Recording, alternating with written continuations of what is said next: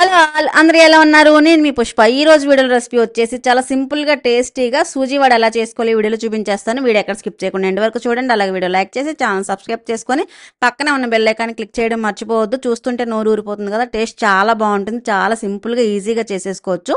ఈ సూజీ వడ కోసం ముందుగా స్టవ్ వెలిగించి కడాయి పెట్టి మనం ఏ కప్పుతో రవ్వ తీసుకుంటాం అదే కప్పుతో 2 కప్పులు నీళ్లు పోసుకొని కట్ చేసుకున్న 1 టేబుల్ స్పూన్ అల్లం ముక్కలు, అలాగే కొద్దిగా కొత్తిమీర, 1 teaspoon red chilli flakes, టేస్ట్కి సరిపడా సాల్ట్, 1 టేబుల్ స్పూన్ ఆయిల్ కూడా వేసి ఇది మరుగుతుండగా 1 కప్పు రవ్వ, బొంబాయి రవ్వను వేసుకోవాలి. రవ్వ వేసుకొని స్టవ్ని హై ఫ్లేమ్లో పెట్టుకొని కలుపుకుంటూ ఉడకనివ్వాలన్నమాట. ఇలా దగ్గరికి అవనివ్వాలి. ఇలా దగ్గరికి అయిన వెంటనే స్టవ్ ఆఫ్ చేసేసుకొని కాసేపు చల్లారిన తర్వాత గోరువెచ్చగా ఉండాలి. గోరువెచ్చగా ఉండగానే ఇందులో 1 టేబుల్ స్పూన్ బియ్యం పిండి, అలాగే కొద్దిగా కసూరి మేతి ఆప్షనల్, వేసుకుంటే టేస్ట్ బాగుంటుంది.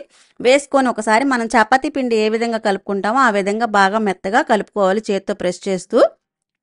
ఈవినింగ్ టైంలో పిల్లలకి స్నాక్గా చాలా బాగా చేసుకోవచ్చు. అప్పటికప్పుడు ఈజీగా ఒక్క సూజీ రవ్వ ఉంటే చాలు, చాలా సింపుల్గా చేసేసుకోవచ్చు.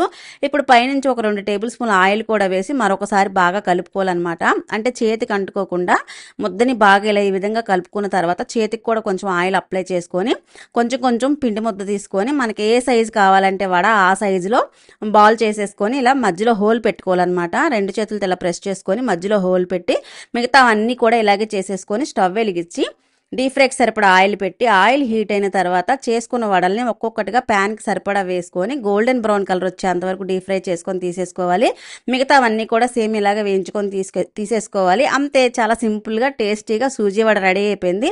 మీరు కూడా తప్పకుండా ట్రై చేసి మీకు ఎలా కుదిరిందో నాకు కమెంట్ సెక్షన్లో కమెంట్ చేయడం మర్చిపోవద్దు. అప్పటికప్పుడు ఇన్స్టెంట్గా చాలా ఈజీగా చేసేసుకోవచ్చు. పైకి క్రిస్పీగా లోపల సాఫ్ట్గా చాలా బాగుంటాయి. పిల్లలకి కచప్తో ఇస్తే చాలా ఇష్టంగా తింటారు. మరి ఇంకెందుకు ఆలస్యం, మీరు కూడా తప్పకుండా ట్రై చేసి మీకు ఎలా కుదిరిందో కమెంట్ సెక్షన్లో కమెంట్ చేయండి. మరో వీడియోతో మరో రెసిపీతో మళ్ళీ కలుద్దాం. బాయ్.